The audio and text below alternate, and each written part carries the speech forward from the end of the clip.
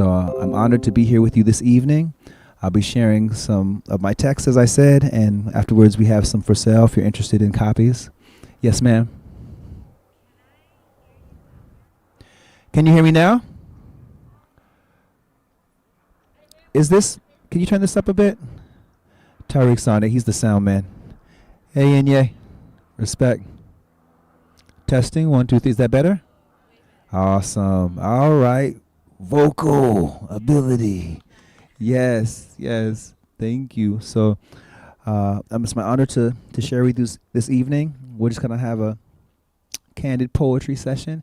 If there's any questions you have about the text in the in-between time or afterward, definitely feel welcome to reach out and express what resonates and what you have questions about and what speaks to you. So the first poem I want to share, I like to begin with ordinarily just to kind of set the tone in terms of honoring those who came before us, and it's called Middle Passage. So I think it's very important to speak life and light into the ancestors whose shoulders we stand on. Hey, Gretchen. This piece is called Middle Passage.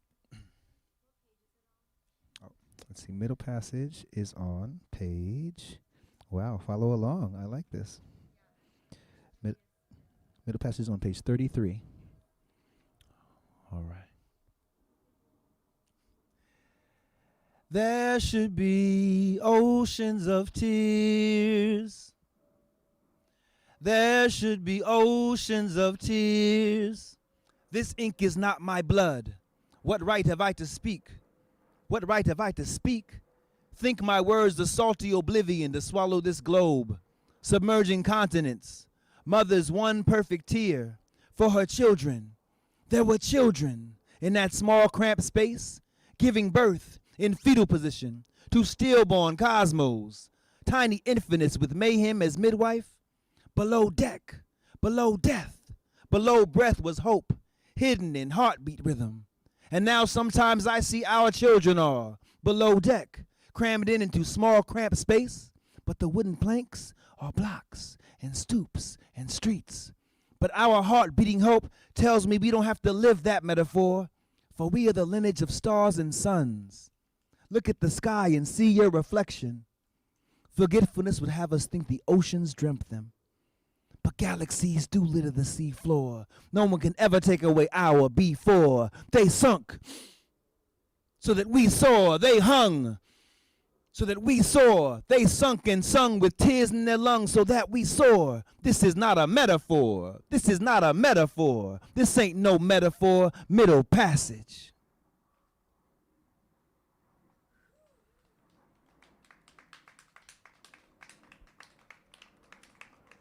Blessings. Blessings, give thanks. Yeah, a little background about that piece. For those of you who know Sister Vicky, who ran Life Enrichment Books, I was asked by Brother Apollo, another crucial brother in the community, to write that for Ma'afa, which means great calamity. It's a time we come together to remember and commemorate the ancestors whose shoulders we stand on, who went through that brutal travesty. So I had wanted to write something in honor of the ancestors for a long time, but sometimes, things seem too big and you're not sure if you can do it justice. But when I was asked specifically, that felt like a message. It's like, okay, you can do this. But that's why it begins like that, as far as asking the question, am I the right person to be doing this? But then it's like, of course I am. I have no choice but to honor the ancestors who honored me. So this is about the continuity. What Chwanawari is all about. Thanks for holding space, y'all. The next piece I want to share with you is called Blackness. And what page is it on? 36. Okay, somebody's following along. All right. Yeah, this is a piece I wrote when I was working over at TT Minor, which I guess is now the Seattle World School. But there was a girl who is in a classroom in, I think in kindergarten, who had a white doll. And she told me that she thought her hair was ugly and the doll's hair was pretty. She didn't think that she was beautiful. So that really frustrated me, because I know a lot of us are fed negative imagery about ourselves and who we are and who our people are and where we come from. And it's important that we appreciate the beauty that the Most High has bestowed in us and how foundational our people are to the human family. So this is called Blackness.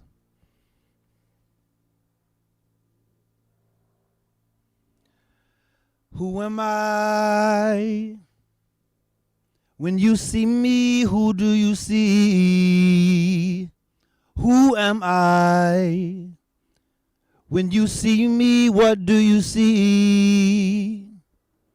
Misshapen perceptions of blackness.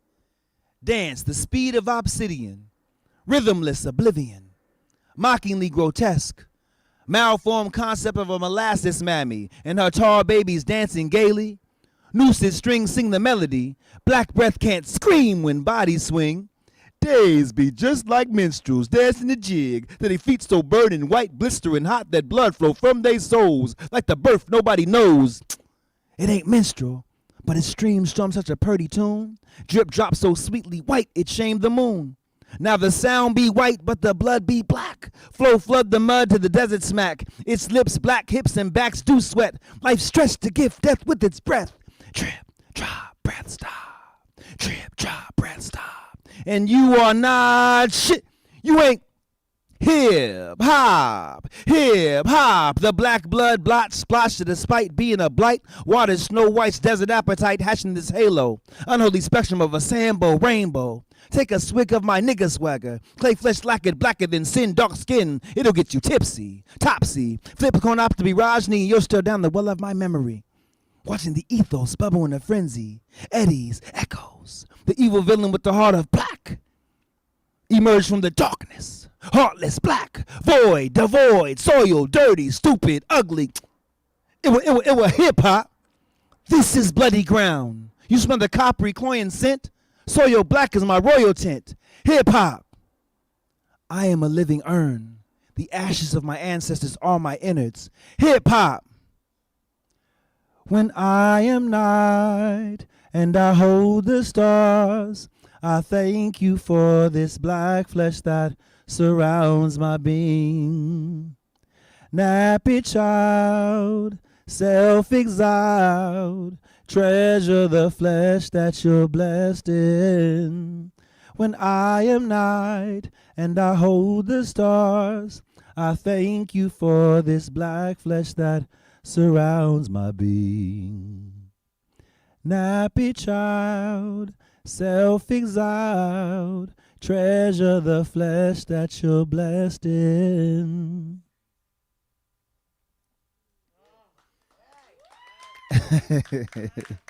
Respect. Give thanks. Man, I cannot tell you how much of a blessing it is to be back in Seattle with y'all. This feels amazing. Every time I come back, I was in Vermont. Oh my God, it's not Seattle. But I know Seattle doesn't always feel like Seattle too. But y'all make it feel like Seattle for me. So I appreciate y'all. For real. Let me see what I'll share with you now. Let's go to a piece called Cup of Joe. Daddy, look out for that girl. This is a piece that came together actually for those of you who know Dr. Tanya Pettifer-Waite. She hosted classes called the African Continuum of Ritual Poetic Drama. And so we used to go through these rituals where like we'd have to come out of them and then kind of just free write, stream of expression and see whatever came out. And so this piece came about and I was like, I'm never reading that shit out loud. I was like, nobody can see this. It's page 50.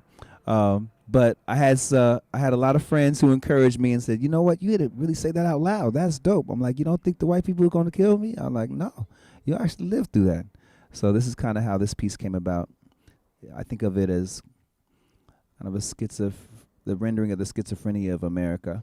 All these different inner voices we have and we're taught to absorb and normalize instead of hearing our own voice clearly. So this is called Cup of Joe.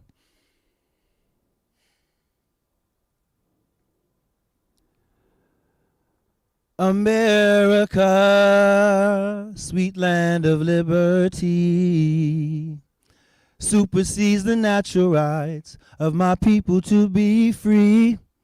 America, home of the brave, land where my people branded, labeled to be slaves. America, can you spare some change, or can you even spare the truth to help us on our way?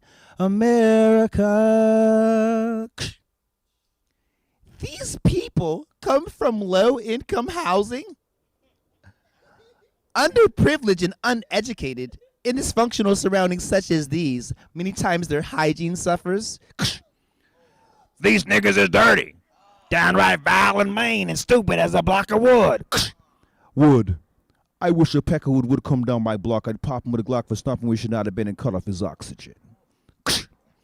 Now, Mrs. Brown, please calm down. Let's not become irrational. Look at me when I'm talking to you. Let's not turn this into a race issue. White people, having grown up in white families, have experienced all forms of racial bias, prejudice, and inequality, qualifying them to address oppressed peoples with the utmost sensitive. Besides, they ain't fit to raise their own kids. Black people are whiners. Everybody knows. Jews are the most persecuted people in history. All I need to do is apply cocoa butter to the young Negro scalp for about 300 or 500 years or so, until the naps lay straight and the culture abates and the ass whooping takes. Her hair is so fun. Can I touch her hair? Wavy, curly, nappy, straight. Wavy, curly, nappy, straight. Wavy, straight up. Now tell me, do you really want to love me forever? Oh. Paula Abdul is fine as hell, man. You just like her because she light-skinned. Well, we skinned that there nigga alive. That'll teach him to look at a white gal. The suspect is black, in his midlife to early living. If you see this man, please do not hesitate to avoid or avert eye contact at all costs. Clutch your purse in or pocketbook and cross the street. We repeat, this man is armed with consciousness. Warning, he may appear as a poet. If alerted to the said existence of racism, white privilege, you may experience abrupt discomfort insidiously interwoven with the said topic of discussion. Do not panic, however. Breathe. Breathe. Breathe. You may very well want to yell or cry or scream out. I say do it. Yell out as loud as you can. I'm a good white person. It doesn't exist. I don't see colors. I see shapes and triangles and parallelograms. I watch BET. I'm not a racist. Then, when this vile culprit tries to put you up on game that due to the nature of racism, in and of itself being a system of racial subjugation against non-whites in every area of human relation, entertainment, education, labor, politics, law, religion, sex, war, and economics, culminating in the mass dispossession and genocide of the indigenous natives who founded this nation. Using this definition as a basis, if you got white skin and whatnot, then you profit from the psychosocial construct. I struck a match in the dark, walked the block, then my door was locked, and I ain't got no key. I can't constantly jangle the lock open to feel myself freely, free myself to feel. Every time I get close to a lock broke, I get whitewashed, flooded with guilt. Then I stop jangling the lock. Then the whispers come.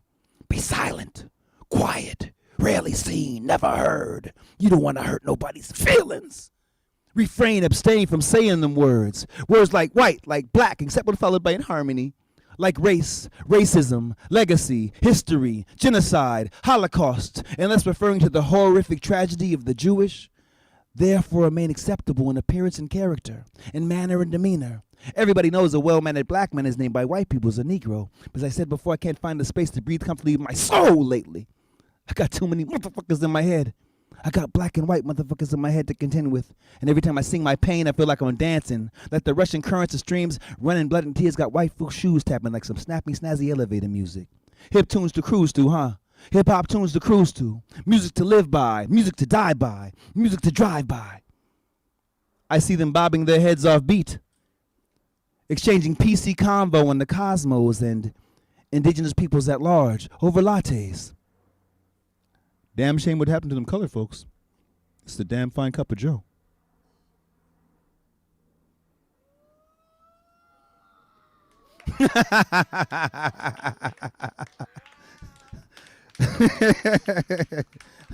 Thank you. My mom calls that mental hygiene. Bless her. Bless Randy. That's right. That's right. Let's see what the next piece I want to share with you is called Advice for Police. Page 72. This is one of the more recent ones. Sure.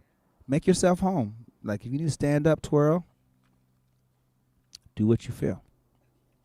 It's actually a longer title than that. The full title is Advice for Police in De-Escalating Potentially Volatile Situations Without the Use of Deadly Force. Pretend I'm white. Pretend white means human. Pretend white isn't silent and invisible. Pretend you aren't pretending. Pretend I live in your neighborhood. Pretend I'm your mother's bridge partner, your father's hunting buddy, the paper boy from across the street. Pretend when you see me, you don't see an animal. Pretend you don't believe I'm dangerous. Pretend your jaw isn't clenched, that your hands aren't sweating. Pretend we are human beings. Pretend you care about me. Pretend I'm white. Pretend I just shot up a church full of black people. Take me to Burger King. Pretend it's my way right away. Pretend I'm white. Pretend you would not put a knee on a child's back. Pretend your silence isn't a knee on my back. Pretend you weren't trained to see my skin as a threat. Pretend all lives matter to you. That you don't see my life as the color of my skin. Pretend it's not a full-time job to lie to yourself. Pretend you're not pretending. Pretend you can use a taser before a gun. Pretend you can use your body before a taser. Pretend you can use your words before violence. If I talk back, pretend I'm white. If I cuss you out, pretend I'm white. If I threaten your life, pretend I'm white. If I cooperate, pretend I'm white. If I'm pregnant with 3 children, pretend I'm white. Pretend white is a euphemism for something like human, something like worthy of consideration, something like free. If I have mental health issues, pretend I'm white. Pretend white means I have mental health issues. Pretend your gun is like a mirror. Now turn the gun, mirror, toward yourself. Pretend your gun is not a mirror. Pretend you are not afraid to face the mirror. Pretend you know we're all reflections. Pretend Tamir Rice was a grown man. Pretend you know both Jordans. Pretend Sandra Bland is still alive. Pretend white fragility doesn't cost people their lives. Pretend you are more human than skin, more spirit than badge. Pretend I am your child. Pretend you want us to live.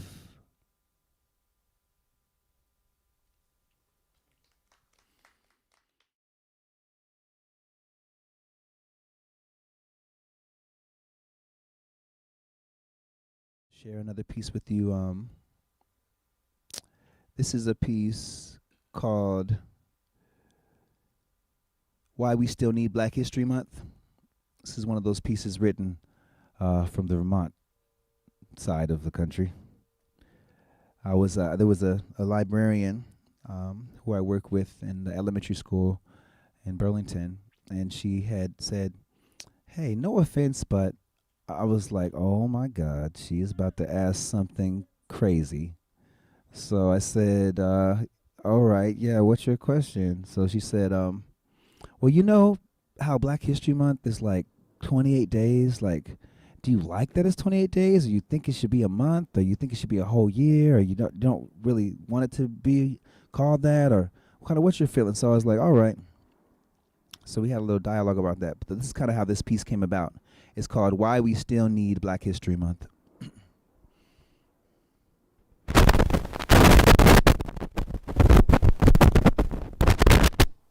Hello. I guess the speaker is in agreement. Why we still need Black History Month. Don't be so fearful of being racist that it deludes your common sense, are so fearful of racism existing that you become a hypocrite. I wrote this on the off chance there would be some black people who love themselves enough to listen in the audience, or some white people who know black folk exist in more than convenient moments, or just some human folk who love truth and have enough sense to care about their roots. The librarian asks me, why do you think we still need Black History Month? For the same reason that Texas calls slavery unpaid internship. Because the evil of ignorance and racism must be vigilantly opposed with truth, love, and sincere inclusion. Because it was once Negro History Week, and for the children who daily see themselves through the lens of stereotypes, and those who only know television as relationship to black people and people of color. For my daughters who are growing and will not be choked out by the diminishing of our value. For the legacy of our people that makes American ideals a sought-for reality rather than a cliche banality.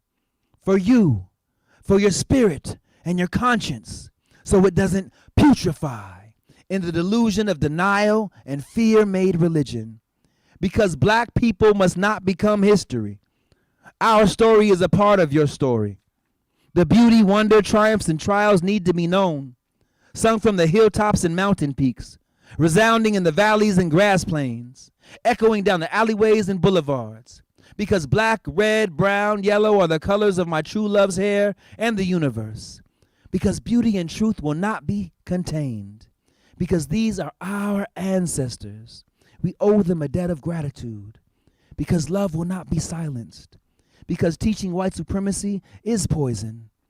We are all still recovering, conditioned to tolerate it in small doses. The human family must heal.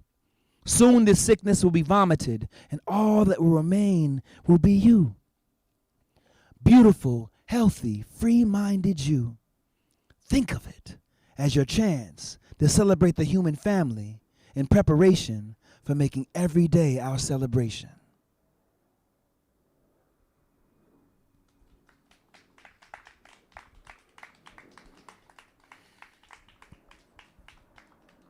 Bless you, bless you. I want to share this next piece with you. I've never really read it on this coast before, so it's a pretty voluminous one, but it's called Eulogy to White Supremacy. So I believe in the power of word sound power, so we're going to speak of this thing as past tense.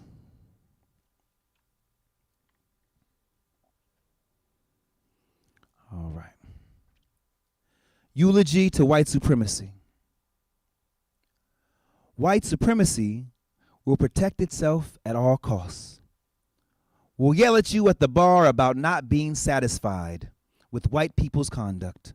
Then take you home and tell you how offended it is, how grateful you should be for all it's done for you.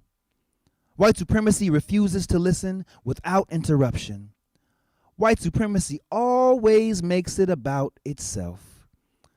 White supremacy thinks some prison time is equivalent to generations of slavery. White supremacy listens to reggae and hip-hop, plasters black and brown faces on the wall, but cannot tolerate being called on white supremacy. White supremacy refuses to acknowledge black and brown people's experience without comparing it to their own. White supremacy refuses to be accountable or to make a plan for transformation. White supremacy recoils in close proximity. White supremacy cannot afford to recognize black brilliance without tokenizing. White supremacy plays the victim. White supremacy witnesses microaggressions and says nothing to the aggressor. White supremacy is obsessed with scarcity. White supremacy feels the power of black women and Mother Nature. White supremacy plays innocent. White supremacy is silent on race till it's convenient. White supremacy is not really white. It's 3% Native American on its mother's side. White supremacy can decide to be Native when it's convenient, while sterilizing actual indigenous people. White supremacy, so to speak, has no skin in the game. White supremacy expects black people and people of color to be subservient or self-effacing or at least non-confrontational. White supremacy sees assertiveness in black people and people of color as aggressive and attacking. White supremacy is weak. White supremacy experimented on enslaved African women to father gynecology. White supremacy is a motherfucker. White supremacy cut off the genitals of black men and put them in their mouths or kept them as souvenirs. White supremacy was afraid of mongrelization. White supremacy caused murdering black people in cold blood riots. White supremacy caused black people rebelling against black people being murdered riots. White supremacy is adopting black and people of color's children like hotcakes. White supremacy is not capable of teaching black and brown children to be their best and brightest selves. White supremacy is honestly not interested in this. White supremacy is interested in replicating itself in the minds of black and brown children and people. White supremacy knows blue eyes, blonde hair, and white skin are the only standards for beauty. White supremacy can consider itself progressive while stewing for having to serve me. White supremacy thinks passive-aggressive service is satisfactory. White supremacy thinks Stephon Clark, Deontay Yarber, Sandra Bland, and Tamir Rice are isolated incidents. White supremacy thinks if black people were more polite and just listened to police, they would be killed less. White supremacy is tired of hearing this poem. White supremacy is tired of hearing about race. White supremacy scalped black people, cut off their ears, and threw them into rivers, chanting for them to swim back to them damn Yankees. White supremacy will mortally wound a black man, jump on his chest, plunge a knife into him, smash his body with stones, then cheer as children watch. White supremacy caused Lincoln to say, "But for your race among us, there could not be war." White supremacy will stab, club, and shoot black boys, then chain them to trees for the crime of being black and free. White supremacy made the black hoes. White supremacy caused people who were formerly enslaved lazy and idle. White supremacy allowed Mississippi to delay ratifying the 13th Amendment until 2013. White supremacy will hear you say your family has been lynched, murdered, raped, and be offended by you telling it what it already knows. White supremacy is sensitive. White supremacy will be more offended by this poem than white supremacy. White supremacy gives people things then takes them away, but calls Native Americans Indian givers. White supremacy wants to focus the conversation on being called racist and not eradicating racism. White supremacy spells your name and says your name incorrectly, repeatedly, on purpose. White supremacy doesn't see any connection to articles on slavery and white people's complicity. White supremacy says you are preaching to the choir. White supremacy will talk over you while claiming to be listening. White supremacy knows all about slavery. White supremacy knows about Rastafari, so it knows more about your experience than you do. White supremacy will touch your hair, then ask to touch your hair. White supremacy doesn't have good boundaries. White supremacy smiles awkwardly. White supremacy is curious about you when it is convenient. White supremacy is the rule, not the exception. White supremacy cloaks itself in terms such as liberal or progressive as a barometer of how less racist it is than its forebears. White supremacy knows racism doesn't exist. White supremacy has amnesia. White supremacy knows this isn't about race. White supremacy doesn't see color, has black friends, classmates, siblings. White supremacy can say nigga without the ER. White supremacy is raising its children to be obtusely comfortable with racism. White supremacy doesn't like to face its reflection when the light of truth is on. White supremacy rather be comfortable while people die than change. White supremacy secretly thinks black people are dysfunctional. White supremacy thinks black people are dysfunctional, period, with no apology. White supremacy is helpless to change itself. White supremacy is passively against white supremacy. White supremacy thinks this is enough to change white supremacy. White supremacy doesn't really want to change white supremacy, but only to not be called racist. White supremacy is scared of the dark. White supremacy is scared of the dark races. White supremacy is afraid to face its dark past. White supremacy is afraid. White supremacy is afraid of genetic annihilation. White supremacy prefers black culture to black people, unless they collude with white supremacy. White supremacy does not like me telling its business. White supremacy does not like it when I call it out, speak my truth, remain intelligent, tell my story unflinchingly. I would call white supremacy a bitch, but that would be disrespect to female dogs. White supremacy thinks awareness of its ignorance is sufficient. White supremacy would rather support a pathological liar to retain white supremacy than think for itself. White supremacy wants black people and people of color to be satisfied with pseudo-lukewarm acceptance. White supremacy is the Borg. White supremacy is right even when it's wrong. White supremacy is never wrong. White supremacy will not want to discuss this afterwards. White supremacy thinks white tears are of more concern than genocide, colonization, conquest, capitalism, and institutional racism. White supremacy is incorrect. White supremacy is dying. White supremacy is on its last leg. White supremacy is doomed. White supremacy is a snowflake in the desert. White supremacy is a suicide pact. White supremacy has an inferiority complex. White supremacy knows true human beings will outlive it. White supremacy wants to distract you from the joy of living with white supremacy. White supremacy is degrading to all humanity. White supremacy is insulting to all intelligent beings. White supremacy is a psychotic child that kills all its playmates to rule a sandbox. White supremacy would rather see the world burn than share. White supremacy is colorless and odorless, but just as deadly as carbon monoxide. White supremacy sent Lorraine Hansberry and her father to an early grave. White supremacy is a great pretender. White supremacy thinks America is different than Germany and South Africa. White supremacy is a liar, drunk on its own lies. White supremacy is a thief that thinks it's generous to loan back stolen artifacts. White supremacy fears the truth as vampires do sunlight. White supremacy is the only terrorist that can use mental illness as a cop-out.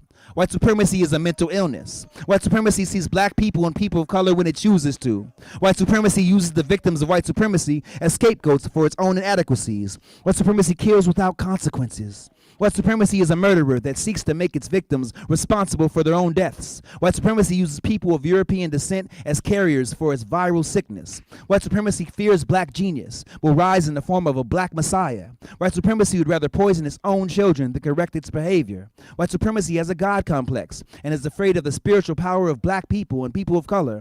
White supremacy has been trained well to mock the death and intentional undermining of black people and people of color. White supremacy worships Hitler.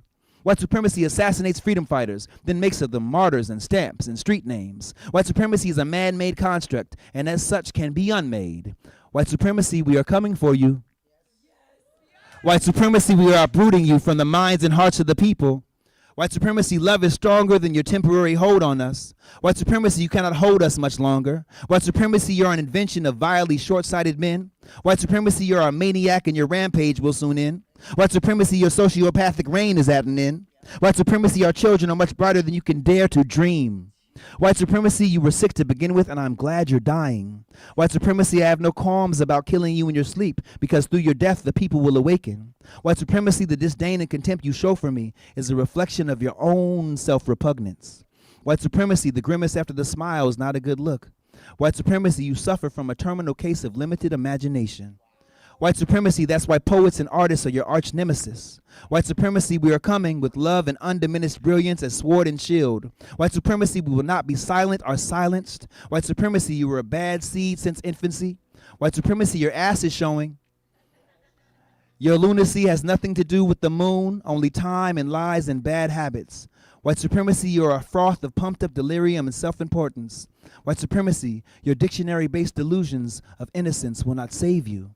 White supremacy, nothing and no one can save you.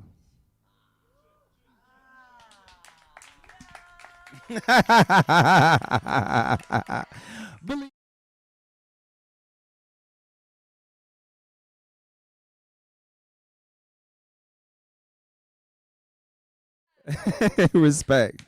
Respect. Spread it to the neighborhood. That's right.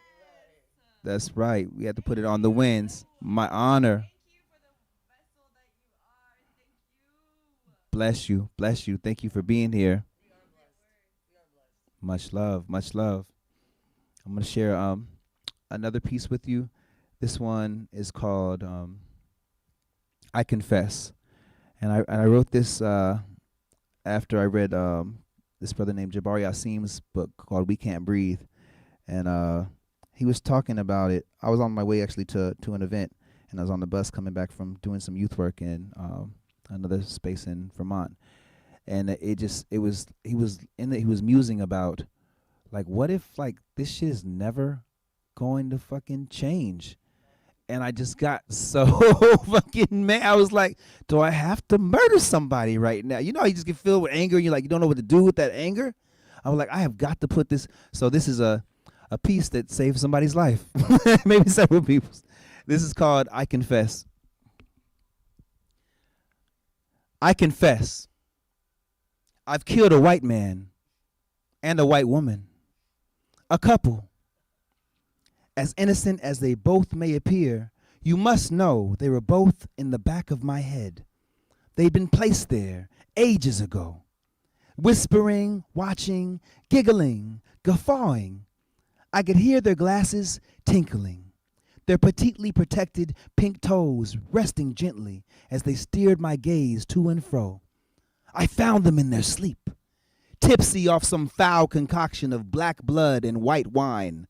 I had a Nat Turner moment, put on my hard nigger suit, took off the eloquent, acceptable black man, picked up the rusty machete left in the fields of my mind, picked it up like some sword in the stone myth, and chopped and chopped and chopped until nothing I saw was recognizable. I chopped until I could hear my own voice in my voice. I chopped until the metal clanging rang bells, leaving 1,000 slain hells from our distorted shells and murdered selves. It was then I was finally released from my cell, with all my inmates sipping blood of wardens from bloody holy grails. Now we feast on the pale frail and dance a million midnights while our sons burn where they dwell. It's only fair. This bloody tear is right as rain and breath and air. It's like when Langston said, life ain't been no crystal stair. Or when Malcolm wrote his first chapter, Nightmare. There are some things that have to be written in blood so the flesh can hear what deaf ears could not. There are some passages that are best recited in blood-curdling shrieks, and as passages are, swam in, bathed in, a red frenzy, centuries of carnage reborn into pristine massacre. For every child ripped from womb and crucified at birth, there are many songs to sing, and this is one I am learning.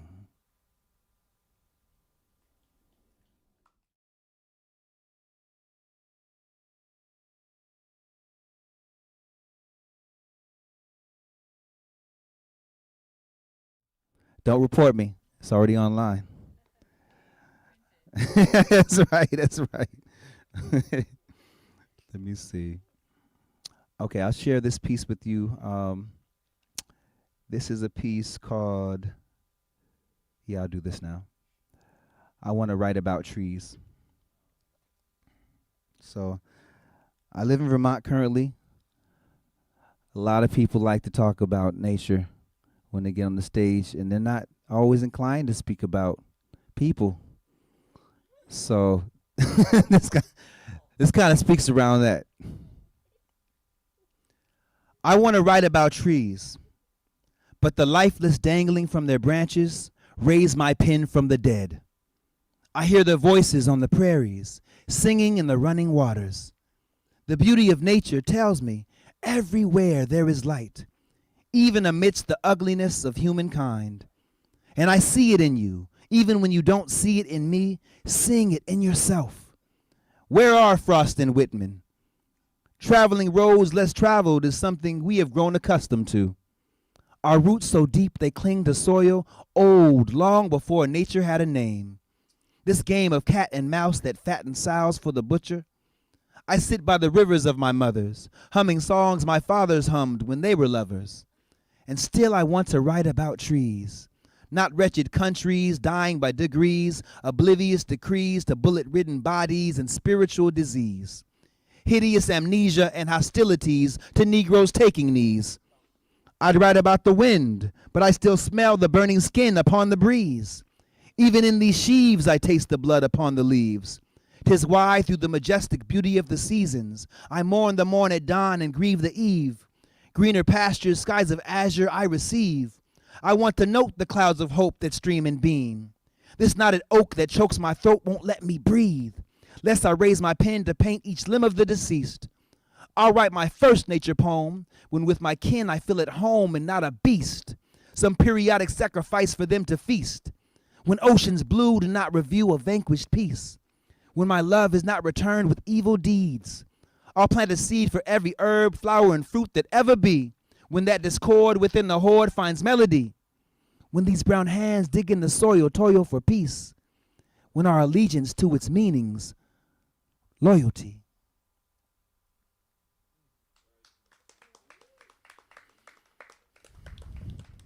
Respect. Let me see the time check. All right, we're doing good. Oh man, it's such an honor to be here with y'all. I cannot say it enough. I'm seeing Issei, Tariq, Enye, Elena, Isaac, Chelsea, Melanie, Gretchen, Tony, Pearl. Like, yo, this is a family affair. I'm just trying to tell you right now. Let me see. This next piece I want to share with you is called "To the Citizens of Bernie Sanders." Because like people are like, man, you're from Vermont, you got Bernie Sanders. I'm like, what does that mean? Like this is black people still going through the same thing they're going everywhere in this country. So this is to those folks and to those folks who need to know. Addition taught me to count the money stolen, the hungry and poor, the rising death toll. Subtraction, like one starkly cut throat, what to take away and minus. Collateral damage after the gun smoke. Multiply the products made by imprisoned hands, by the prices they command. Silent wars over stolen land. Divided we fall, united we stand. The vision is a conqueror's plan. And I hope you're not listening. That you leave this place lily white and safe and post-racial. That you count your black friends and your white friends and your lucky fucking stars for where you are. Land of Bernie Sanders, cakewalks and Green Mountain manners, where niggers said politely with pure New England standards. Avoid these conversations like the plague. Get drunk, play pong, nod your head. Get along.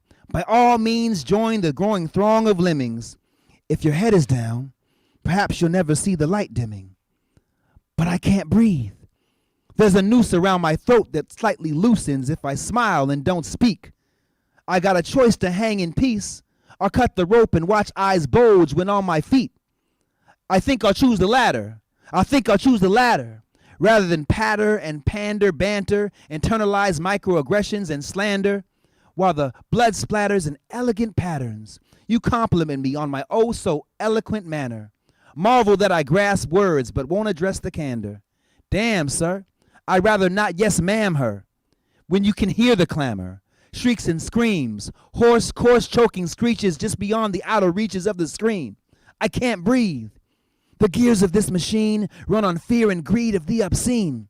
Somehow every bloody rag still comes out pristine, whistling clean, clean as a whistle, clean as a misguided missile, or a bullet from a pistol, or the sizzle of burning flesh that might make your stomach turn and retch unless you liked it.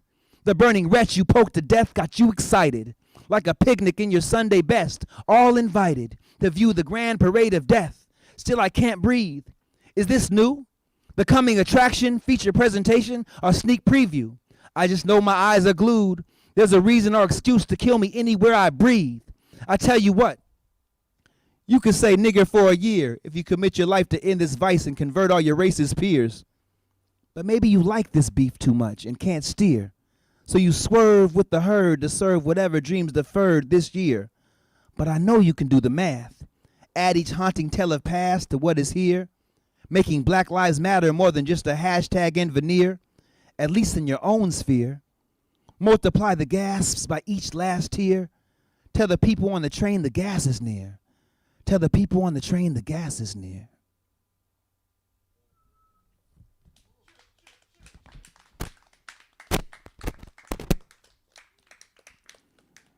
All right, I'm gonna give you guys a little taste of the upcoming book. It's called In the Coded Language of This Mortal Tongue.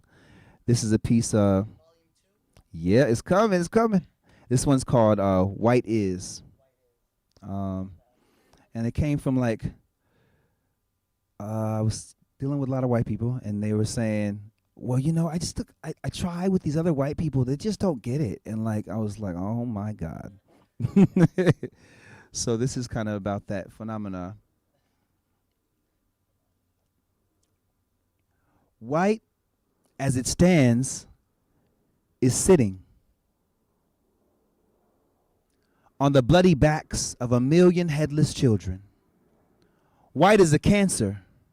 They should call it that. Cancer privilege.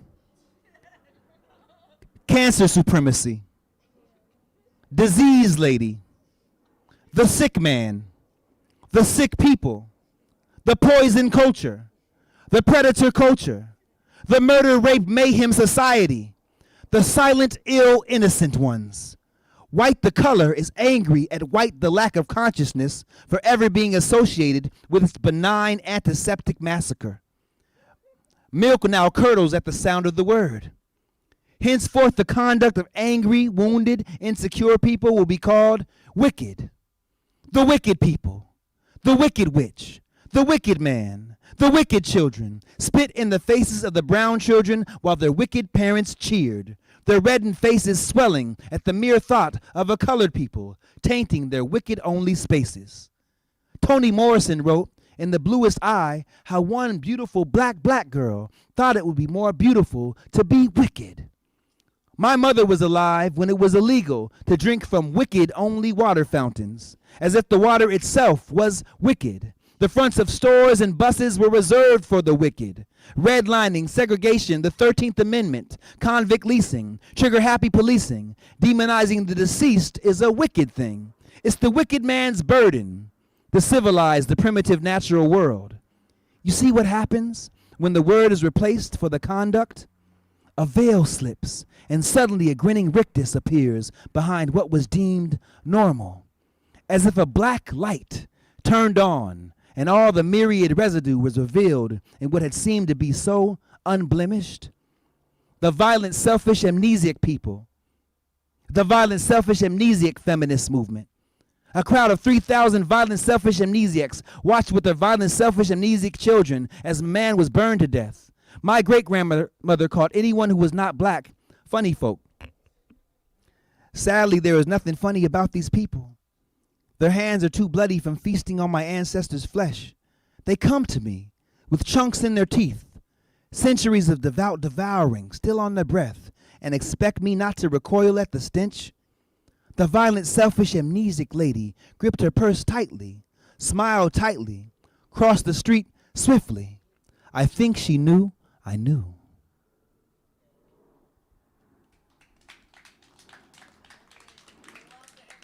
Respect. All right. You experienced that? You witnessed that? All right. I think I'm going to share maybe 6 more pieces or so because I want to hold space for Q&A and dialogue with my peoples out here. This next piece is called Inside These Hands. I wrote this like a couple weeks after the pandemic began, because I actually just got back here from doing some work here at Wanawari. Give it up for Wanawari, by the way. And you're holding it down for the legacy. Our home is in effect. And I wrote this right when I got back on the 2nd, and maybe a couple weeks passed. We did a poetry experience online because everything was going online, and I got some words from another Youth Speaks member, actually, and this is kind of what came out of it. It's called Inside These Hands. So maybe you can empathize. Inside these hands, a golden chance. Within these walls, a castle falls, while all the peasants dance. Where does one turn in a house of mirrors? If everywhere you look, there you are. If silence becomes too loud to hear over the bird songs, when touch seems a distant stranger, fuzzy and still wet with hazy memory. No one said anything about the masks we'd wear over the masks we wore before. And yet the sun still shines through gloom, and flowers dare to bloom. I saw a patch of onion. A robin thrusting his chest out eyed me suspiciously, as if to say, "What are you doing here?" It appears we are still here. Maybe we can outlive and outgrow our shadows. Maybe life will look at us square in the eyeball and not notice our flinching imperceptibly, or see it and still forgive us our immortal mortalities. Maybe today will be the day the walls part like seas and the ceilings raise and the light has its way with us. Maybe the rain will merge with the sweat born of our contained lives and become indistinguishable. Maybe we'll take ourselves out of ourselves, cast away the plastic packaging, and see something more alive, something more fun to play with than fear and shallow mirrors. Maybe we can be friendly to ourselves, even when the world is not watching. When the ceaseless eye of Babylon has gone to sleep or long died, we can be here, creating, musing, imagining, envisioning life as it could and can be, and leave what it was and is in our wake.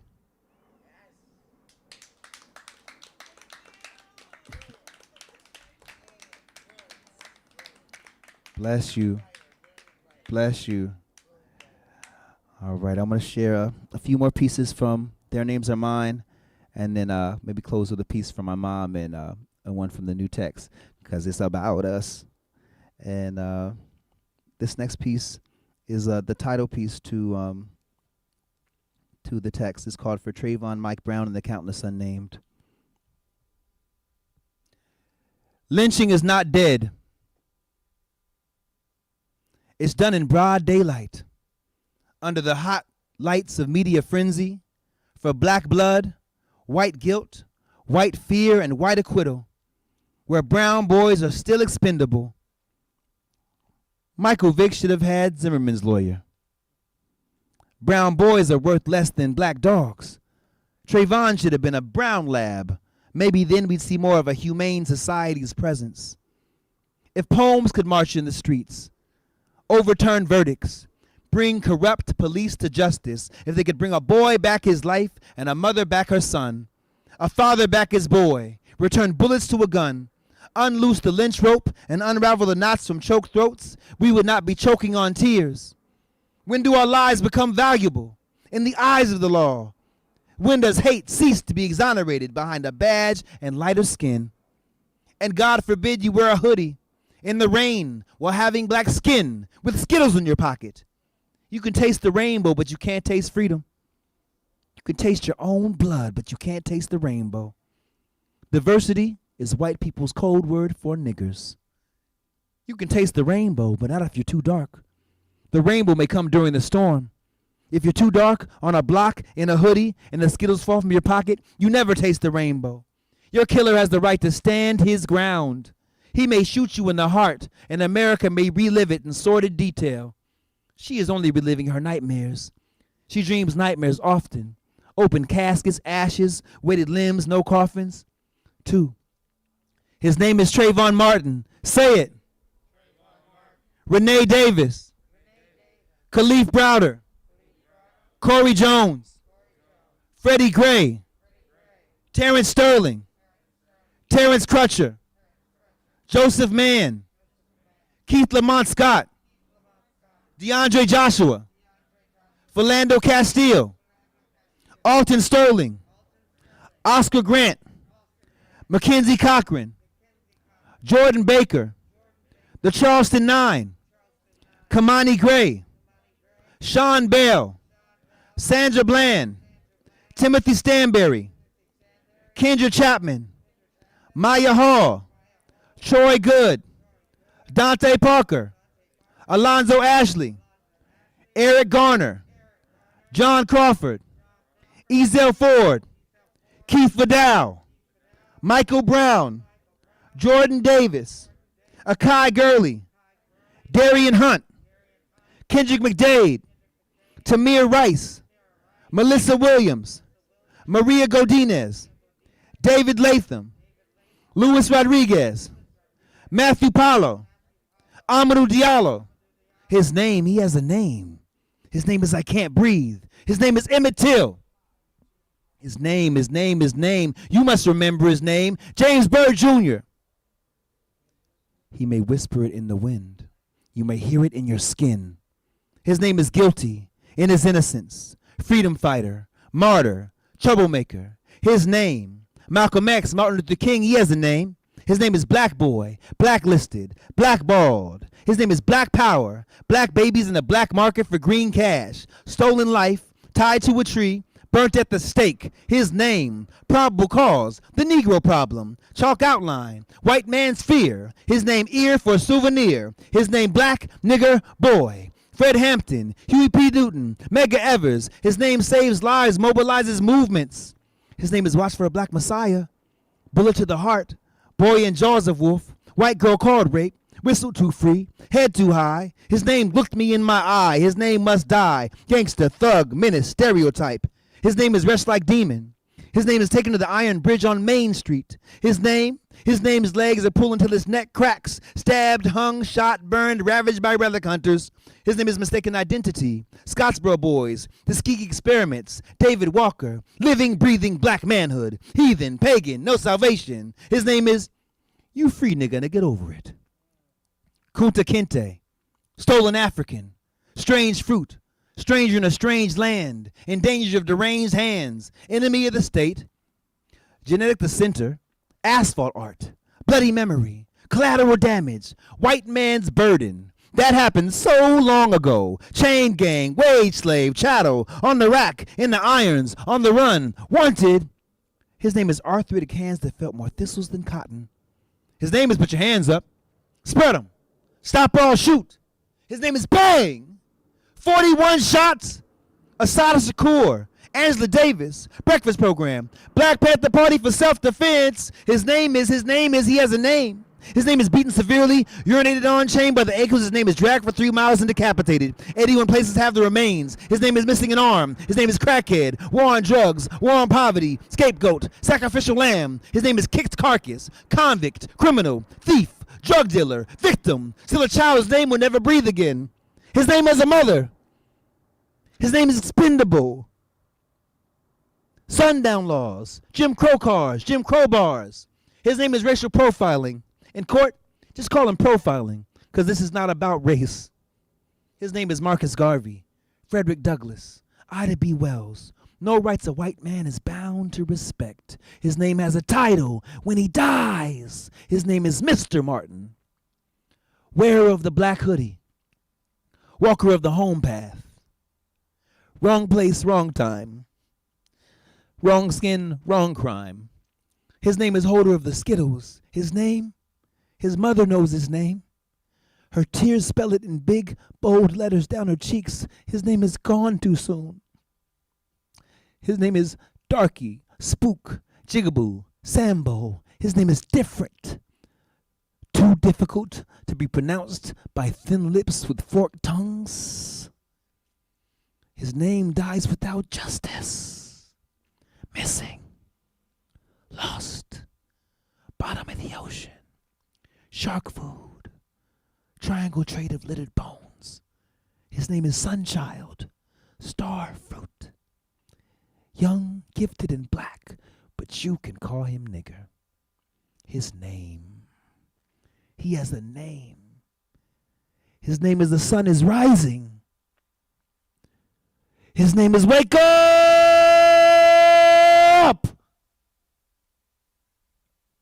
I know his name because his name is mine.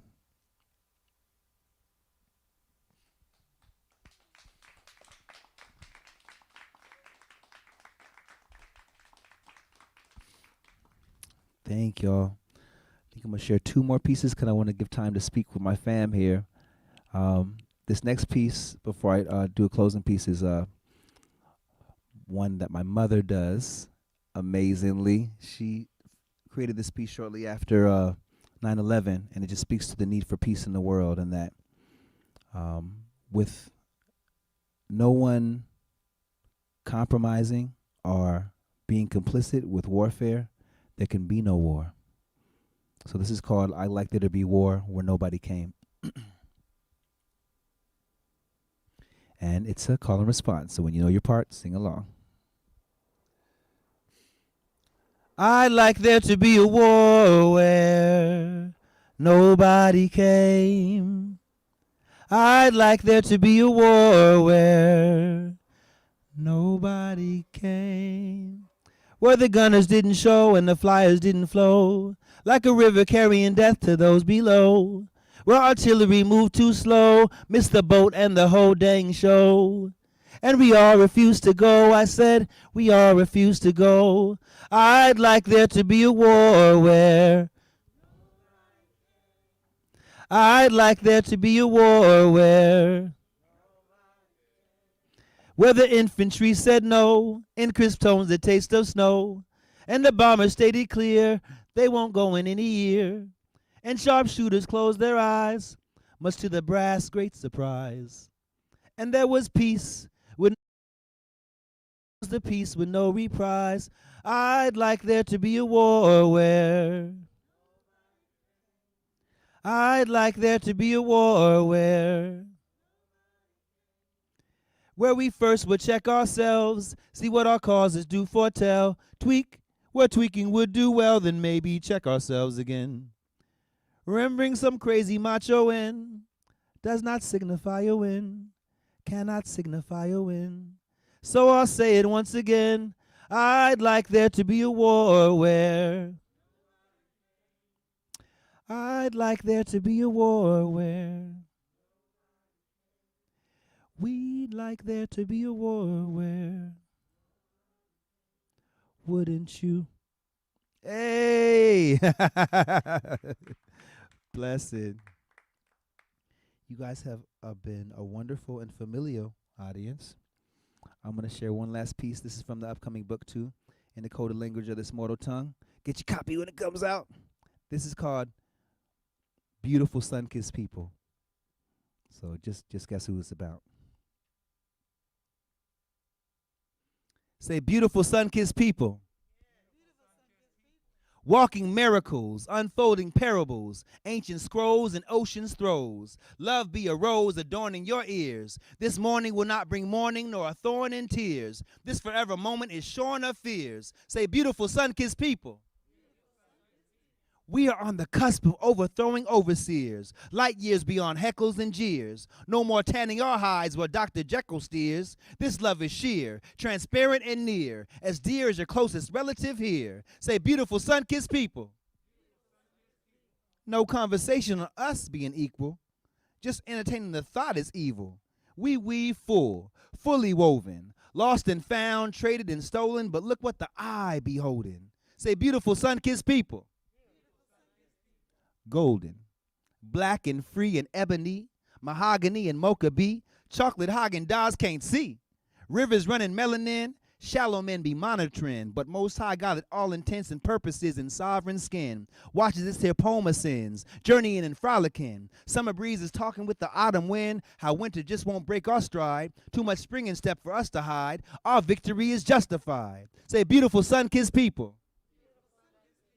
Solar rise with older ties, our currency ain't tokenized. We close to those focused and wise, whose feet arise on open skies. We, white supremacy eulogizing, blessed ministry new horizon, and desperate attempts at euphemizing our brilliance with futile lies, still will never neutralize. Too many youth been euthanized, fed sweet as prey to tooth decay. But truthfully our rueful way has truth to say, adorns the night, salutes the day, in beauty that the stars obey. Say, beautiful sun-kissed people.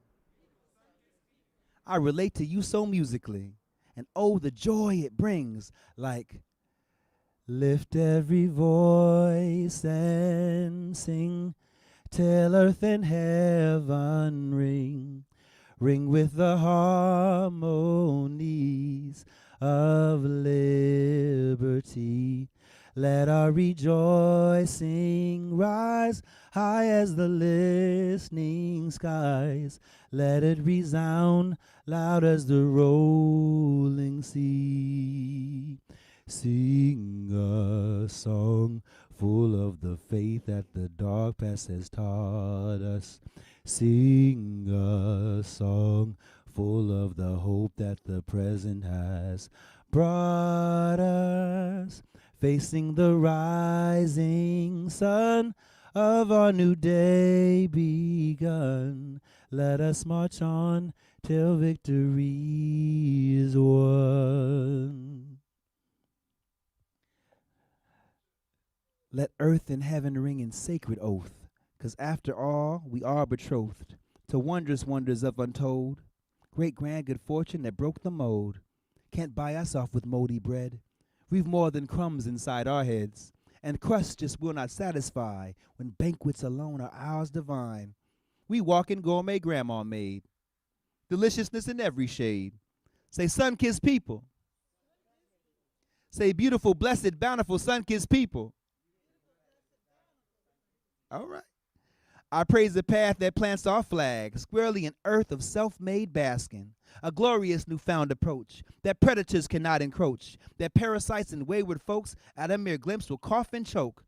See, this radiance is brighter still than every sun that lights a hill. It calls from something deep within and pours from vocal cords and pen. Say, beautiful sun-kissed people,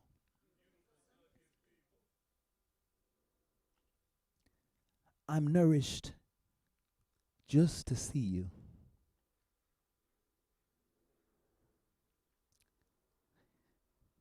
You furnish my living room with life abundant, killing gloom. You water every plant I have and flourish my gardens green and vast.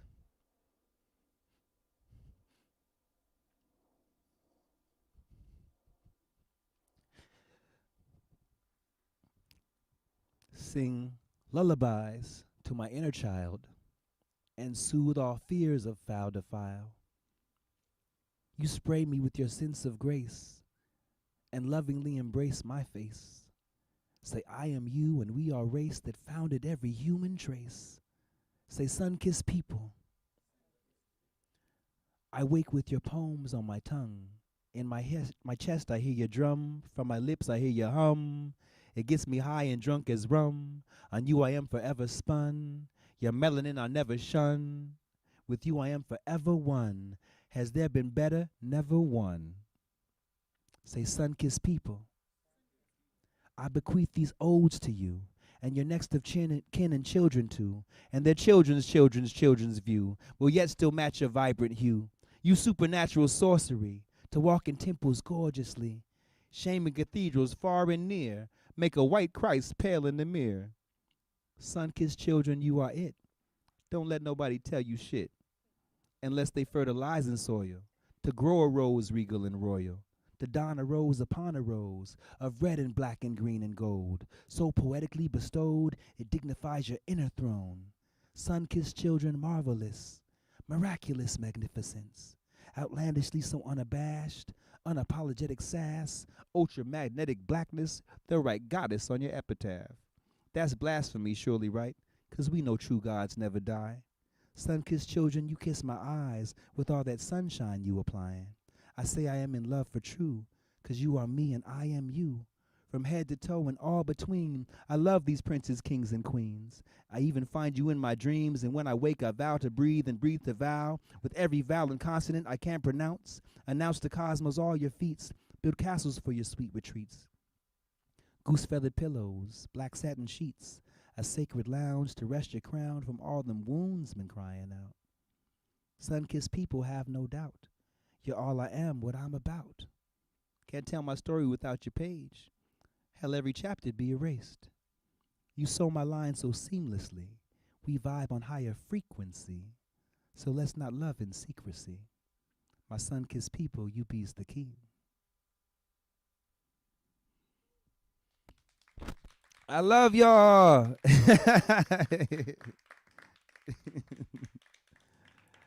Thank you so much. I want to give a round of applause for Wanawari for holding space, holding down the community, giving the Central District the Central District. Yeah, so now I'd like to take this time just to hold space together. If you guys have any questions or want to check in and build, we're here.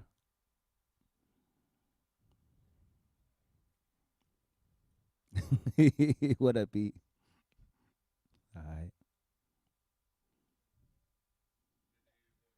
Blessed, brother. Thank you so much. It's good to be here with you. Yes, ma'am. Oh, my God. I had to go initially because my godmother was ill. So we went over there to see about her and then wound up staying. And I guess it was something to it, though, because I feel like there's always some purpose behind these transformations in your life. And I learned that a lot of the art that we created and cultivated here in this community together is something that's really needed there in places where there's not a lot of us to reflect and affirm and empower. So, yes, indeed, they continue.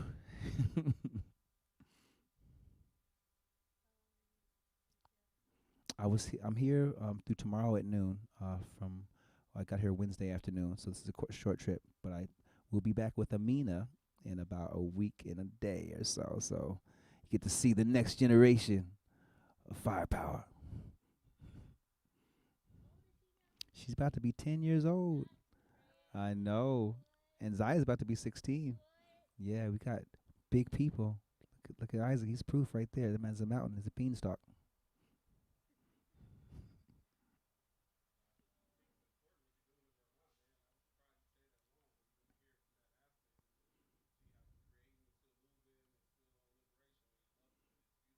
Bless you, man. I feel like we got to take ourselves everywhere we go.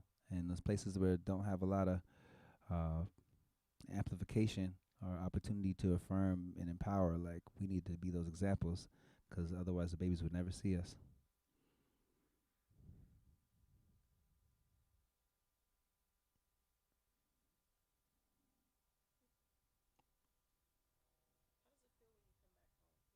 Oh,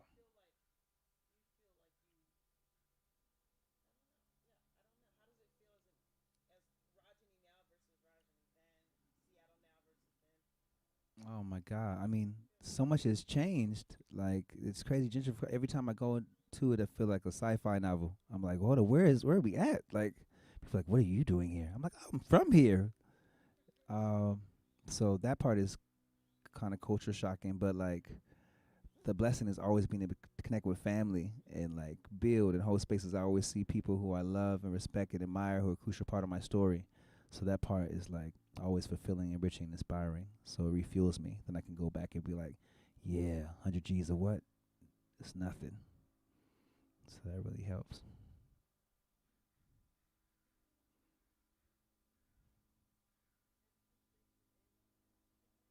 Who? Hey, what? Not. I reached out to Monique and we were supposed to write a poem, but it hasn't gone down yet. I still would love to do something together with them, but we did something online once, but we haven't done anything in person. But maybe this next trip, I'm gonna keep reaching out. We're gonna make it happen.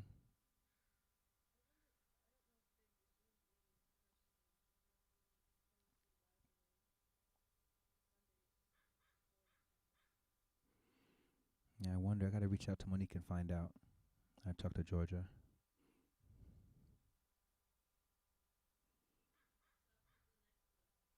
In the coded language of this mortal tongue, yeah, go to www.rajnieeddins.com. It'll be on there in the next 4 weeks. So stay tuned. I'll definitely be sending you individual links. But like, hey, you got this yet? I'm back in the town.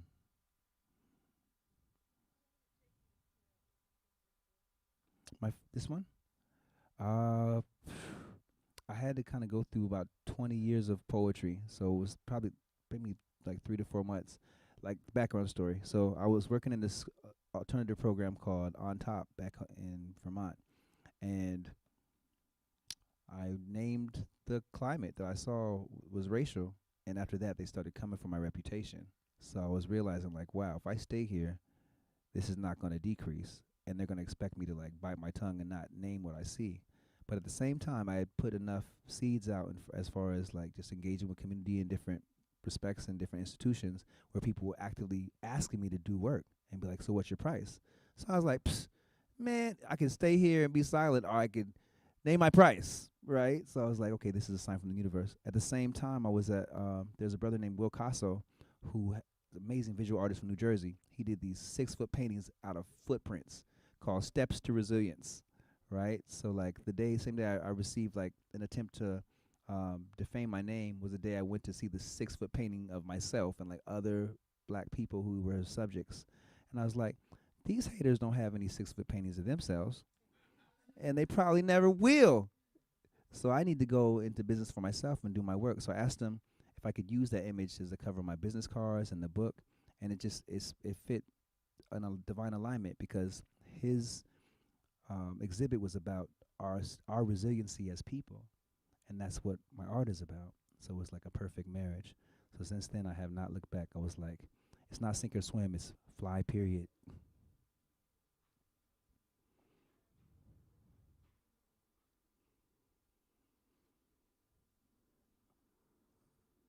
Man, I love y'all. Thank you so much for holding space. I Guess we're going to close out. We can give hugs and all this. I got books and shirts for sale. Thank you, Wanna Worry, for holding space. Tariq, thank you for holding it down. Give applause and love for the community. Respect.